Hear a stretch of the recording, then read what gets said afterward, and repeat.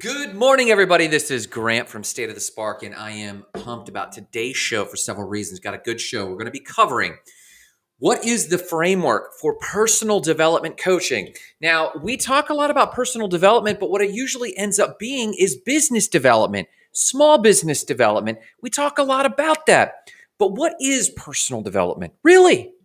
How do you shape yourself? Oftentimes, as soon as you start talking about personal development, someone starts talking about their job. Well, there might be interface with your job, but are we actually talking about your job, or are we talking about the internal personal work you need to do to elevate? There's a significant difference between professional development and coaching and personal development coaching, and we're going to be covering what that framework is and what you need to know on what to work on right now. There's actually a framework that you could listen to and go, oof, I think I'm in roughly that season and I need to be working on that. Yes, the Spark has its own framework, Spark, Ignite, Explode, Radiate. We'll touch on that, but this is actually the personal development freedom framework from Stay the Spark. We'll be sharing that a little bit. But before that, we're going to be covering ancient Islamic tombs found in the galactic stars. We're also going to be covering quantum computing in your pocket. But before any of that, we're going to be covering a morning cup of gratitude. What are you grateful for? You're going to get sick of me. You're going to get sick of me asking what you're grateful for by the time I drop dead and you have to bury me or cremate me. You're just going to be like, oh, Grant always asks me what I'm grateful for. So I want you to pause. I want you to think.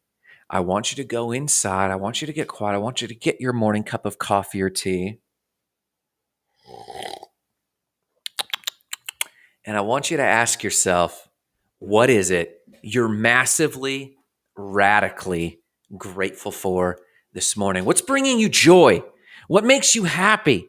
When you think about it, you're just like, okay, the world's okay. The world could be on fire, but it's okay. I, of course, will give you the honor of sharing mine. In yesterday's show, we talked about going hard and that sometimes you just have to go hard. And in going hard, sometimes you got to throw the rule book out. And sometimes you just got to absolutely focus down and just grind. Get right back in the trenches. Quite often with a lot of gurus out there and a lot of like lifestyle entrepreneurs, influencers, whoever they are. A lot of these folks, they like to make you think that, oh, if you meditate, it'll all be calm. And even though it's a little busy, you can still just continue this MO. Let me tell you something. The skills of meditation, the skills of mindfulness, all the preparation and all the habits are safety nets. They're safety nets for the times that you need to go intentionally off balance and just go hard. Yesterday we went hard. So what am I grateful for today? I'm grateful that it paid off. Yesterday was difficult. Me and Marissa were exhausted. We didn't fight. We got some water. We sat down. We worked. We sold 2 websites. And hey, that's great. Now, it's not about selling new websites. Often it's about sending off closed websites to clients, sending off finished coaching material to clients. But it was still a really positive day. Good morning, Root. I hope you're doing fantastic this morning, sir. I like to see that you're up a little earlier. I'm pulling a little surprise on most of my people. So what I'm grateful for, and I want to hear what you're grateful for. Take this moment. We're friends. Take this moment to express yourself and tell us what makes you absolutely happy today. So for me, again, I'm happy that I knew that we could go hard yesterday and it paid off with 2 new website sales, new proposals for coaching clients. We advanced our conversation about our real estate investments, and that conversation moved forward significantly.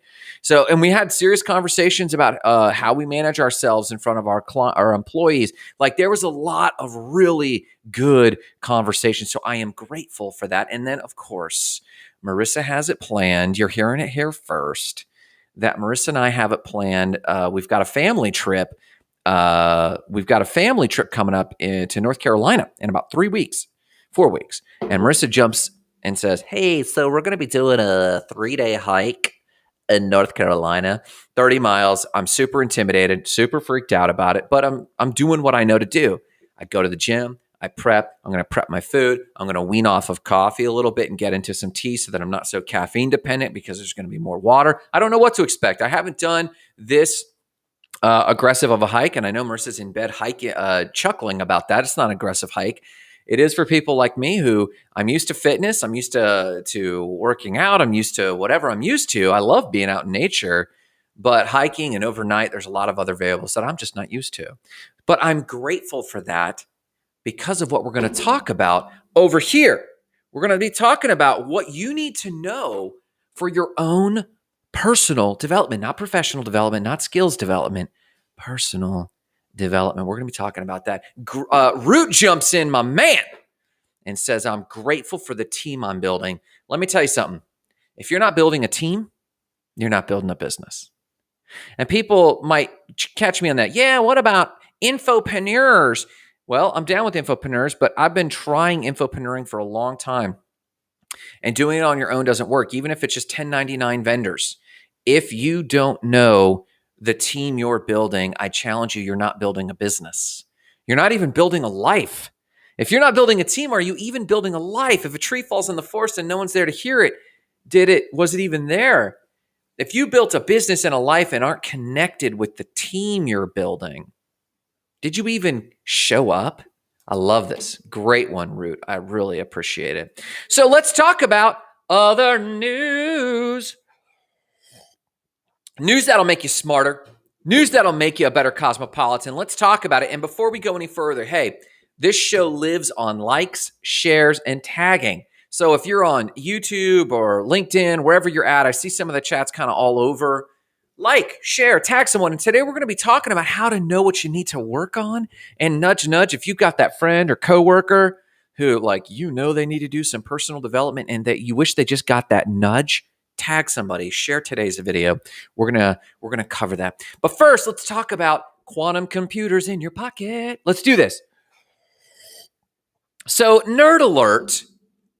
I love the history of computing for lots of reasons, but I really like the history of computing because of how humbling the history of computers are. I think about Root, who watches the show. We saw each other. I love seeing Root when I go to Catapult. You know, you're swarmed by a lot of people when you go to a co-working space like we do. But I love it when Root comes up because he's always working hard. He's always pushing things forward. But he's also inventing things. The guy's an inventor. He just put together and 3D printed and created a drone for a particular client.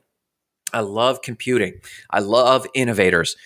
So computers themselves, the first real computational device in 1937, and that could be debated. You could say that there was all kinds of devices before then, yes, but the first computing device that most people agree on happened around 1937.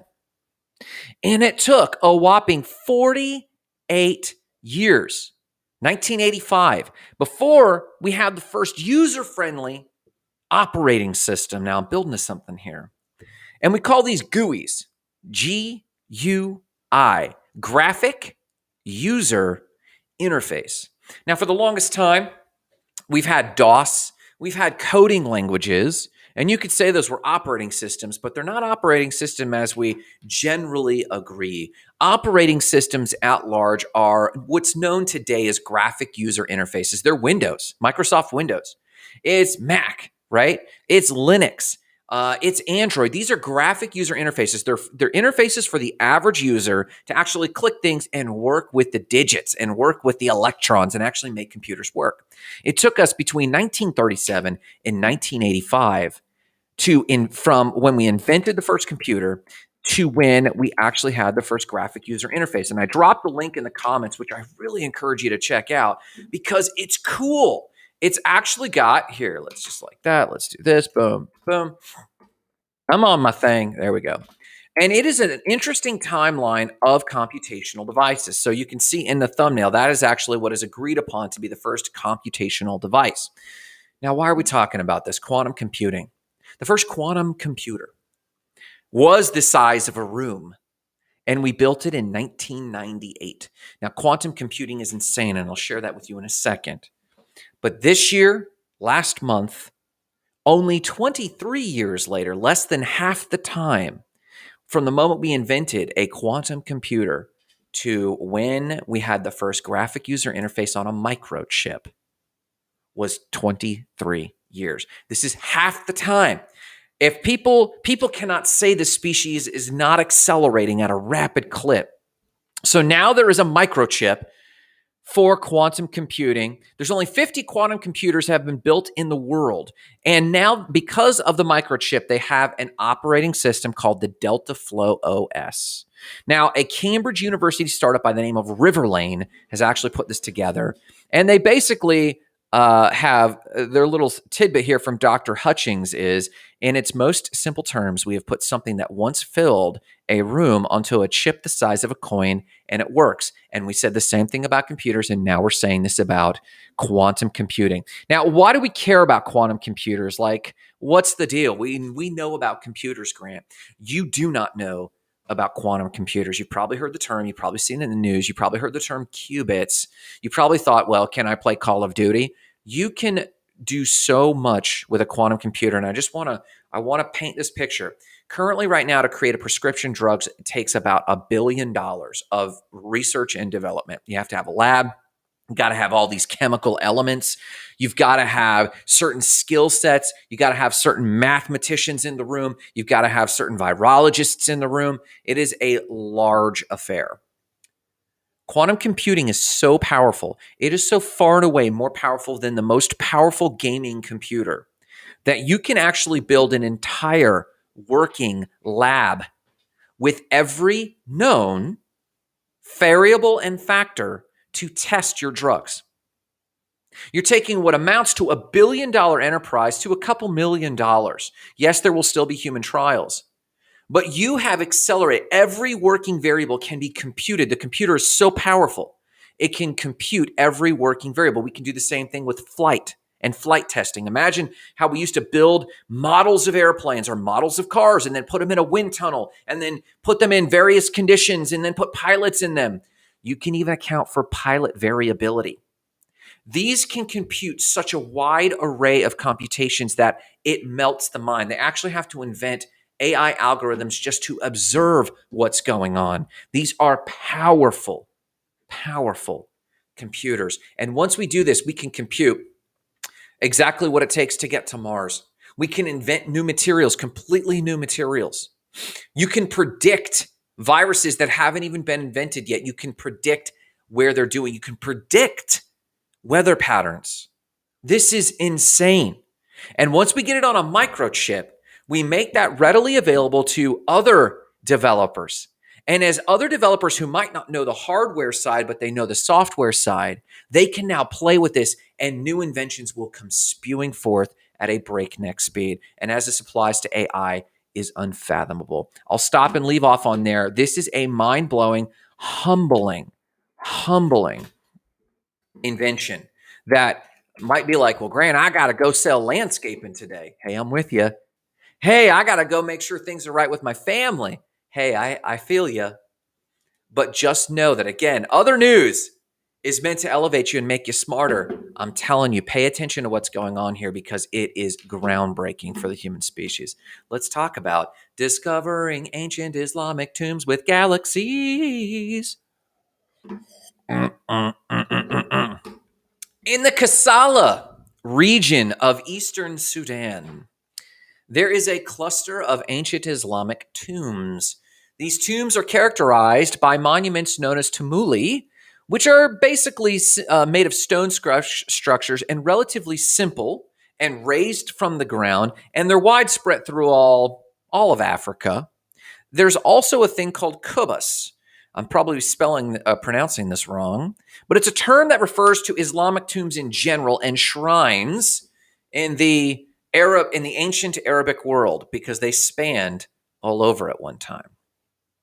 Now, researchers had found an array of these, but they were struggling to locate all the tombs. And they wanted to make sure they took an inventory of what all the tombs in this one area in the eastern Sudan was all about. And they didn't want to disturb these tombs because sometimes they can be mistaken for simple natural rock formations. So they were trying to be very careful, and they didn't know what to do, but they wanted to be sure to catalog all the tombs before they started excavating. not having a reliable way to do this, because suddenly the tombs started to seem like they were very random. There was these central parental kind of tombs, and then there was a cluster of tombs around them that had no discernible pattern. So, in scratching their heads, they decided to go into an area of science that they wouldn't normally go. From archaeology to cosmology, from the Earth to space, they turned to a process called the Naaman-Scott cluster process. Now, the Naaman-Scott cluster process is a process by which satellites and computers can actually track galaxies and stars far away and actually see how they're forming and how they're moving and where they exist. And it can actually identify with very little data with its algorithms what is a probable area of stars or galactic clusters. They loaded this in the satellites and pointed it to this area in the eastern Sudan and found thousands, if not tens of thousands of tombs.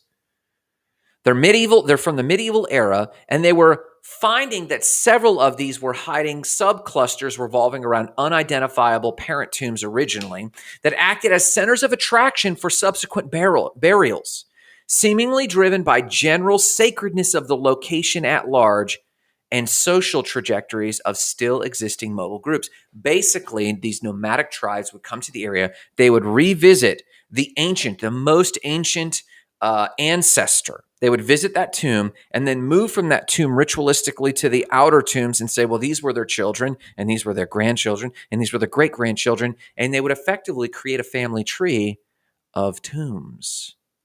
Very interesting research made possible by us looking to the stars. Quite often people wonder, why should we be looking to the stars? There's enough challenges on the earth as it is. I've dropped the link in the comments below, and I've made available, you can read up on how we've used science that we use for space to get more rich knowledge of not only here on Earth, but our ancient past on Earth. Very cool stuff. Please check that out. I encourage you to check it out. And that, my friends, is other news. Say it with me. Other news. Here we go. Let's talk about how you know where you're at on your personal development journey. Let's talk about this. So, yesterday I was putting the finishing touches on a team coaching proposal. Quite often I'm asked for coaching. I was reached out this week with two people who are just trying to get some business coaching and some team coaching. And I'm making a note to myself because it just occurred to me that there was another person I didn't get with. I was wrapping up this proposal, and I was thinking about these individuals and meditating. One could say I was praying about the personal development journeys of this team and thinking about this. And I had a massive realization, not that the knowledge hasn't hit my head before, but a massive realization that people don't know. People don't know how to do personal development. This is an obvious statement, and I've thought about it quite a bit. And as you can see, it tickles me quite a bit. And if you're watching, you might think I read books, I do personal development. Fun fact, reading books is not personal development. What? As I've been in the coaching and training space for off and on about 20 years, a good chunk of the years was just as pastoring. And I would say that I haven't focused on coaching and training people for performance, coaching and training people to hit their next level, except for the last 15 years or so. But what I've learned is that there's a massive difference between coaching and training. Can you agree? There's a massive difference between mentoring and coaching. I would say that mostly the thing I do the most is training. I take a set of skills, I extract and define a set of principles or skills that work in a certain area. I extrapolate those into a process, and I train people to use that process. That's a trainer. I don't even have to know your skill. I know Root does drones. I don't have to know drones, and I could train Root to do drones better. Why is that? Well, it's the art of training. The art of training, you could not know a skill.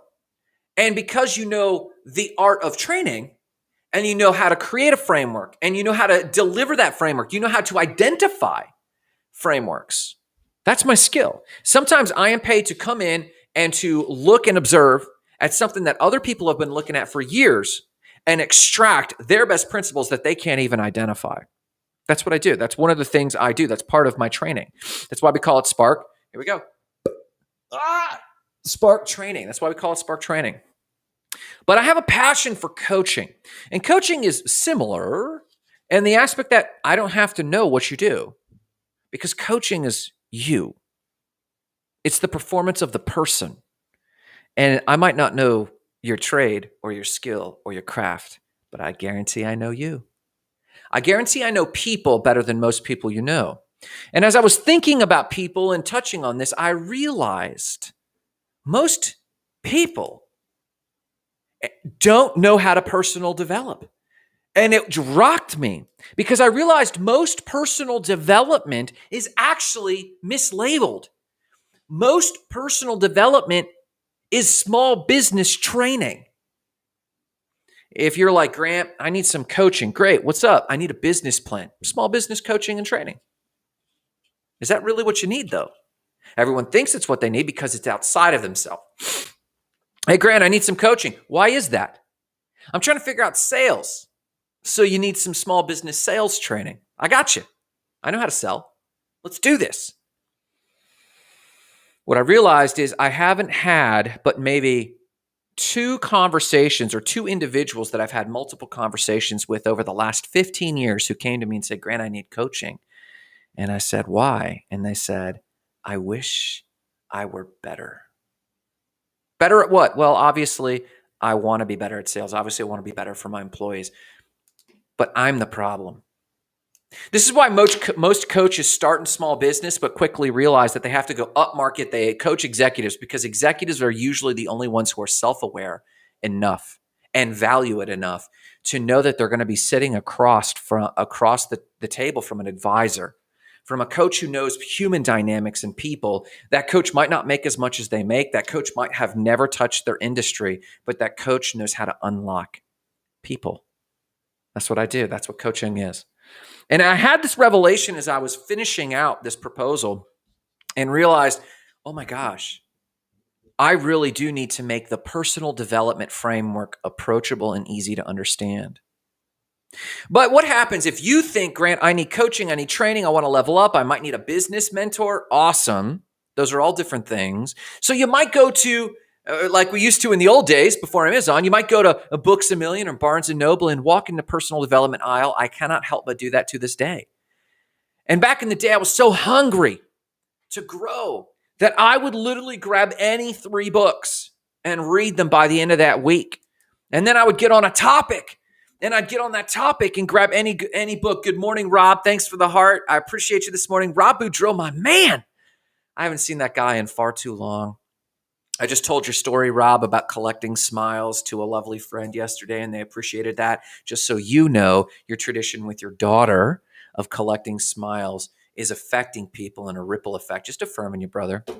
So you might crave personal development. You might crave it. So you'll go to the personal development aisle. And if you walk the personal development aisle, and I challenge you to do this, you'll find either, there's only 2 options, and it's sad, Christian books or small business books. There's one other section that might be biographies. There's another section that might be new age, but there's very little personal development. I'm not talking about small business training. I'm not talking about sales training. I'm not talking about being a better manager. I'm talking about growth. What is your rubric for your own growth? What is your pedagogy for your own growth? And what's worse is that we don't have any tools for this out there that I really know of. You have to dig deep or go to college or get massively certified for personal development. That when you walk the aisle, you get lost. But what's worse is you see every influencer on the planet saying, here's the good life, and you get triggered. You see their Instagram feed and see that being on the beach. Then you're thinking, well, I know what my personal development journey is. It's affiliate sales. I'm going to quit school and become an ASMR influencer. I'm going to start a YouTube channel. All those things are very good. All those things are extraordinary, but they're not personal development. All those things are awesome. You could go make a lot of money, set yourself free, but it's not personal development. So my revelation is this, and I am committing to focusing on developing this.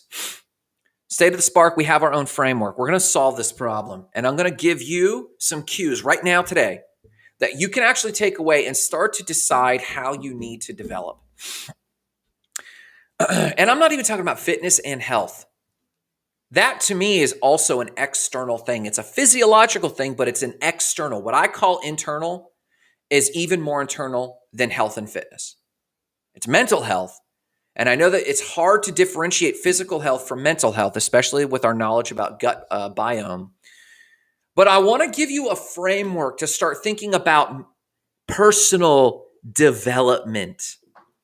Now, we know about the Spark. If you've paid attention to the show, you know Spark has its own freedom framework. Spark, ignite, explode, radiate. Spark your vision, ignite your success, explode your significance, and radiate purpose. Spark your vision is all about goals, identifying goals.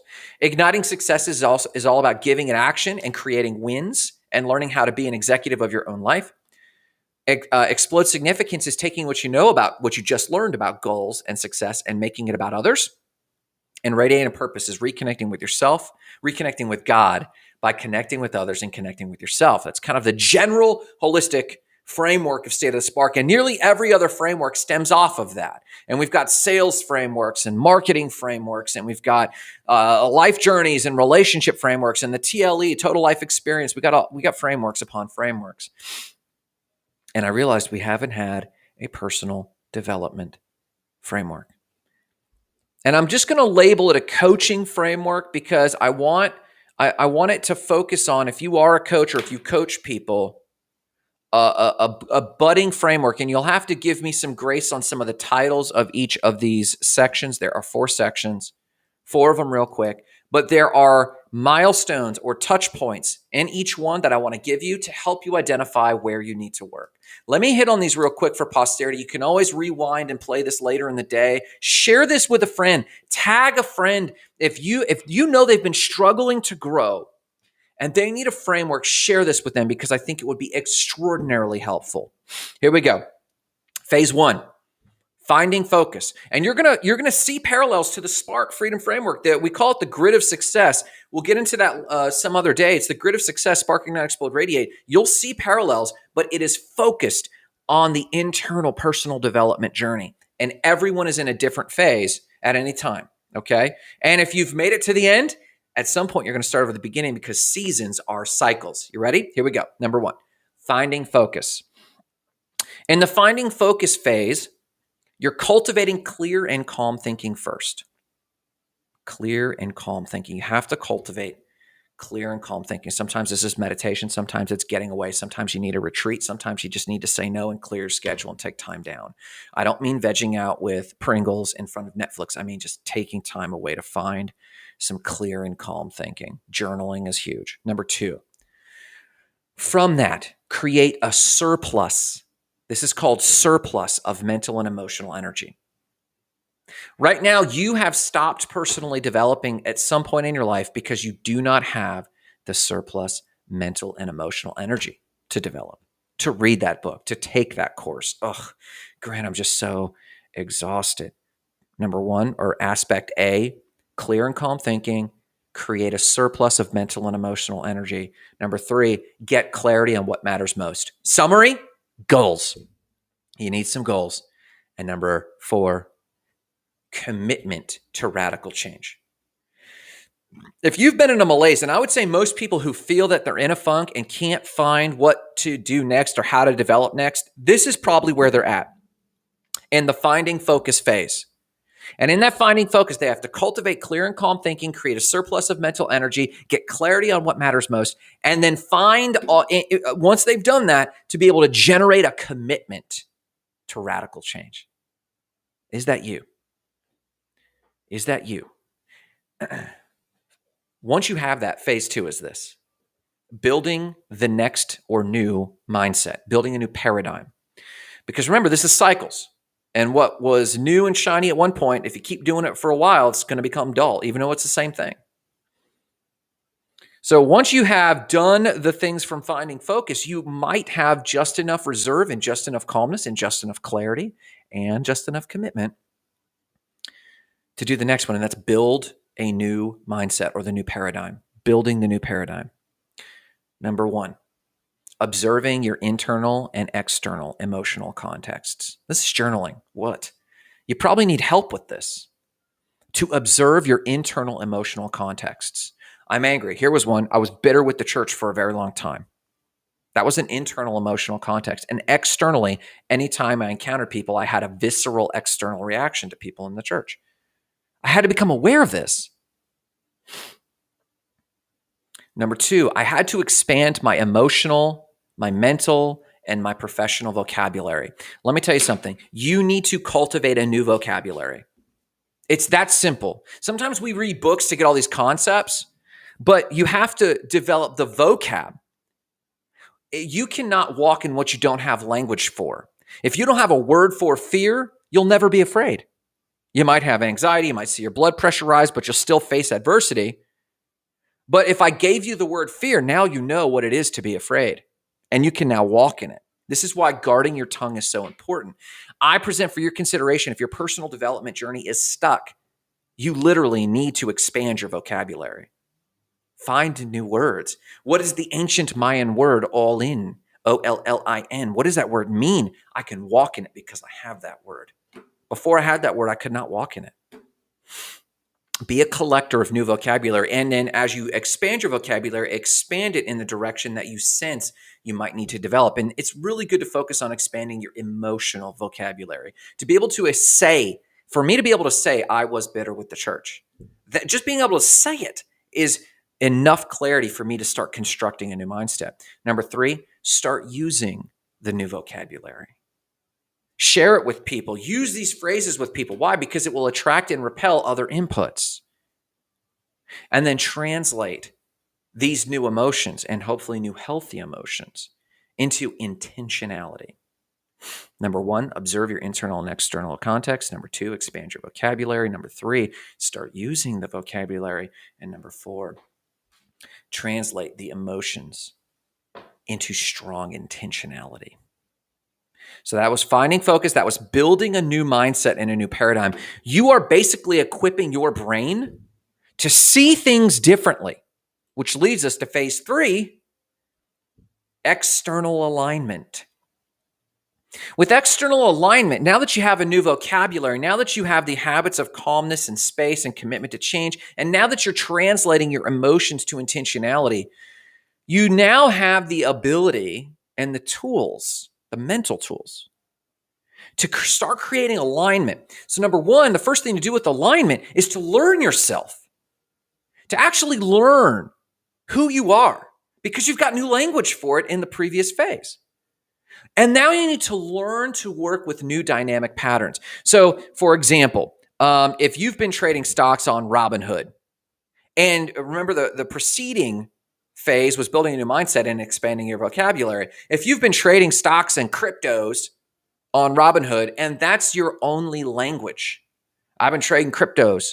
You might have made some money, but you might have lost some money. But if I gave you new language, hey, you need to look for DeFi stocks on the Ethereum network.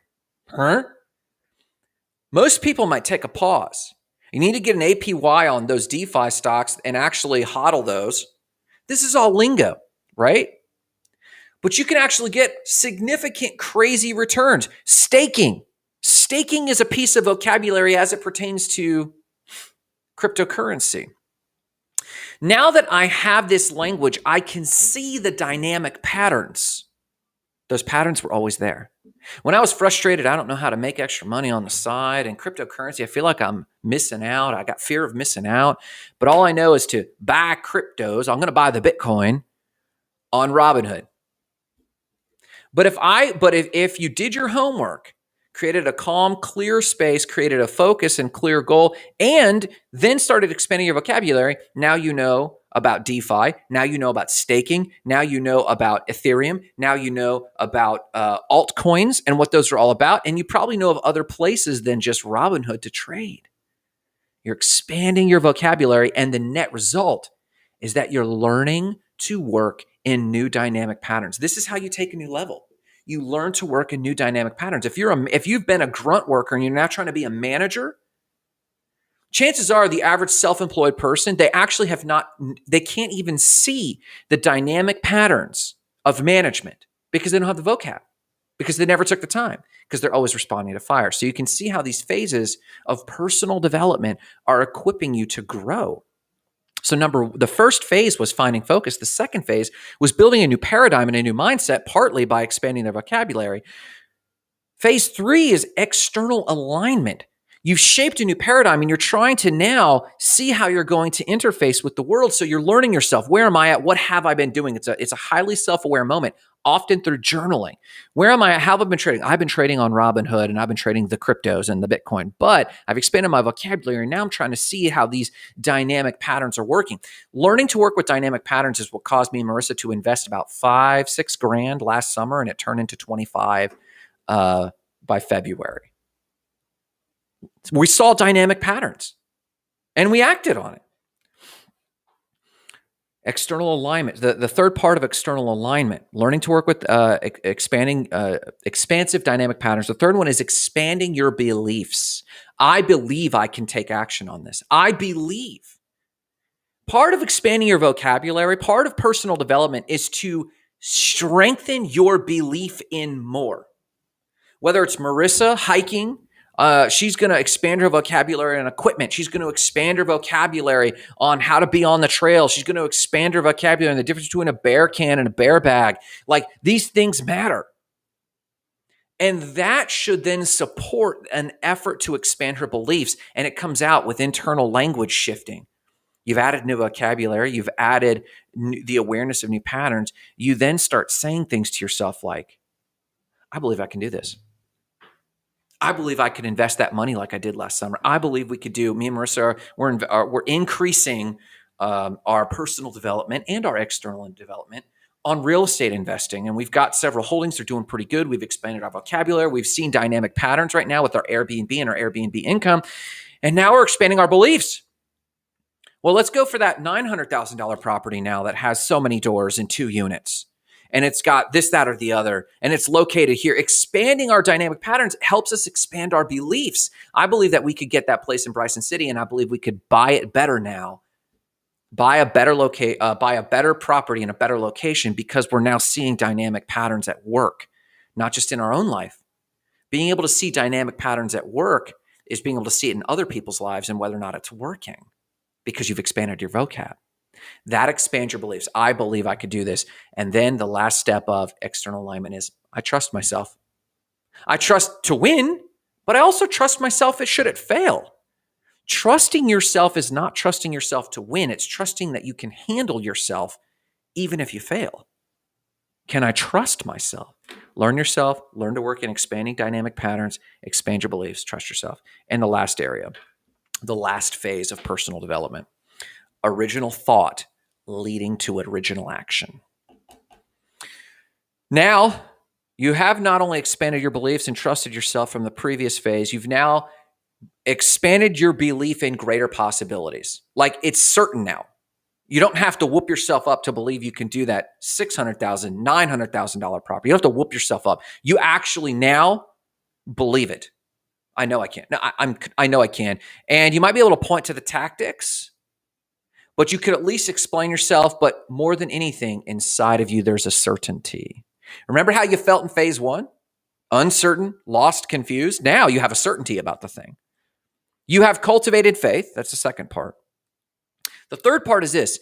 You've built deeper and fresher connections. And those connections are, first off, synaptic connections. You've built fresher and deeper synaptic connections. But what has also happened is, as you've expanded your vocabulary and talked to people and used this vocabulary, new relationships have appeared. That is a human function, like a school of fish. A school of fish behaves differently if one of the fish changes their colors. You change their colors, they attract other parts of the fish or other parts of the school. You built deeper and fresher connections with yourself and now with others. They might be, in my case, new real estate investment partners and new crypto traders and new clients. Lastly, from an absolute resolve belief and a faith that, oh, we can do this thing, man. And the deeper, fresher connections with all those three in place, you exhibit the fourth step, a clear commitment by way of your action. When Marissa and I decided, hey, we're ready for that investment property over in Cocoa, we went through the same process internally. And the final step, original thought into original action, we thought, well, we went through all of our options and said, here's a possibility. And our internal personal development work aligned with our massive action. And one of those massive actions is that Marissa checks real estate investments 10 times a day in the areas we want to be. And what had gone on internally manifested to a deeper, fresher connection with our mortgage person, answered a deeper, fresher connection with our real estate advisors, basically intimate friends who advise us on what they're doing with real estate. And then lastly, that aligned with our banking was aligned, with our money was aligned, with our mortgage was aligned. All of this created an alignment just through conversation so that when the opportunity came up, we acted. And it took us about 2 months of hard work. I'm not minimizing the external work, but we never would have done the external work if we hadn't done the personal development work. The 4 macro phases of personal development. And I think this is so crucial. I am so happy for those of you who were able to catch this episode, because this is going to formulate in me as my Spark coaching framework for internal personal development. Number 1, finding focus. Number 2, building a new paradigm. Number 3, external alignment. Number 4, original thought to original action. Where are you in that cycle? And it is a cycle, because you'll go through this and you'll start at the beginning at a new level, and you'll start at the beginning of that level, and you start at the beginning as you continue to grow. Where are you at on this cycle? Are you in the phase where you feel lost and confused and completely exhausted and don't know what to do? Finding focus. Do you have commitment to radical change, but don't really know like who to talk to next and what to say next and how to? You're in the building new mindset. You got to get new vocab, and then that's got to translate into intention.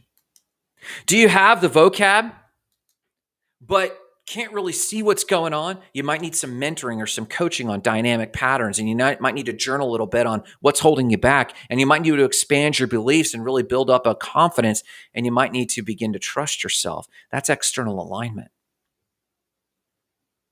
Do you have that now, but just need to cultivate it into original thought, into original action? Do you need to build up yourself as a matter of fact, I know how to do this. As a matter of fact, I have faith. Do I have the connections and the relationships? And am I integrated enough that my external connection, my internal connections and my external connections are elevating? And am I showing clear commitment through massive action? Am I just dragging my feet? Do I know what it takes? In a lot of ways with my coaching and training, I'm in phase 4. I'm in phase 4 right now because I know what it takes for infopreneuring and coaching and training, but I am dragging my feet. I have not shown clear commitment through massive action. I'm starting to. I'm getting there. Jessica Ojeda jumps in and says, excellent topic today. Thank you for the tools. Jessica, thank you for watching. Where are you at on the cycle? It might take some reflection. We might not know off the top of our heads. I'm challenging myself. And you might be in different phases in different areas of your life. This is why when it comes to coaching, you ask someone for coaching, you might find that in relationships, you're humming along in one phase, but professionally in another. This is why it's so important to focus on goals so we know what to analyze in the moment. Listen, you know that I love your personal development, folks. You know that I believe in you. If you need any help, always jump over to State of the Spark. Check out for tools and training. As we can, we're launching products and tools. We always want to carry the conversation over to State of the Spark. Please share this video, like this video, comment on this video, or tag somebody who might need help in a framework like this. But no matter what you do today, guys, remember the mission. Igniting lives of explosive significance, starting with your own. Thanks for spending your morning with me. Have a good one.